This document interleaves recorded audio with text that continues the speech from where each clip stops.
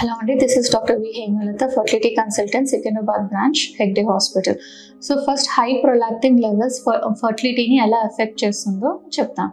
So high prolactin levels unte hyperprolactinemia antaru. So idi ovulation ni inhibit chestundi ante kanikunda chestundi. Ela ante first prolactin అనే hormone pituitary gland నుంచి release అవుతుంది. అది ఎక్కువ ఉంది అంటే మనకు ఓవులేషన్ కావాల్సిన FSH/LH హార్మోన్ని ఇన్హిబిట్ చేస్తుంది. సో దానివల్ల ఓవులేషన్ ఉండదు. సో దీని ఓవులేషన్ కానప్పుడు ఏమవుతుందంటే సైకిల్స్ ఇర్రెగ్యులర్గా ఉంటాయి, లేదంటే ఒక్కొక్కసారి పీరియడ్స్ కూడా రావు. ప్రొలాక్టిన్ లెవెల్స్ ఎక్కువ ఉండటం వల్ల ఈస్ట్రోజన్ హార్మోన్ ఇన్హిబిట్ చేస్తుంది. దీనివల్ల యూట్రస్ పైన ఎఫెక్ట్ ఉంటుందంటే లైనింగ్ థిన్గా ఉంటుంది. అంటే ఓవులేషన్ కావాల్సినంత లైనింగ్ కూడా ఉండదు.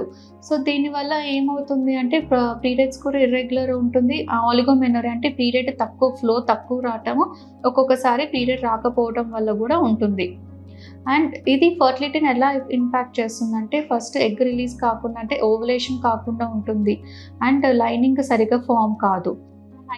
మన ఐవిఎఫ్ పైన ఎలా ఎఫెక్ట్ అవుతుందంటే హై ప్రొలాక్టిన్ వల్ల ఎగ్స్ క్వాలిటీ అనేది చాలా పూర్గా ఉంటుంది. అండ్ ఎంబ్రియో క్వాలిటీ కూడా చాలా పూర్గా ఉంటుంది. అండ్ లైనింగ్ కూడా డెవలప్ కాదు కాబట్టి ఈ నెగిటివిటీ అనేది చాలా ఎక్కువ ఉంటుంది. సో సక్సెస్ రేట్ని చాలా తగ్గిస్తుంది. So before going any fertility treatment are irregular cycles కానీ PCOS కండిషన్స్లో ఉన్నప్పుడు ప్రొలాక్టిన్ హార్మోన్ అనేది కంపల్సరీగా చెక్ చేసుకోవాలి. Thank you.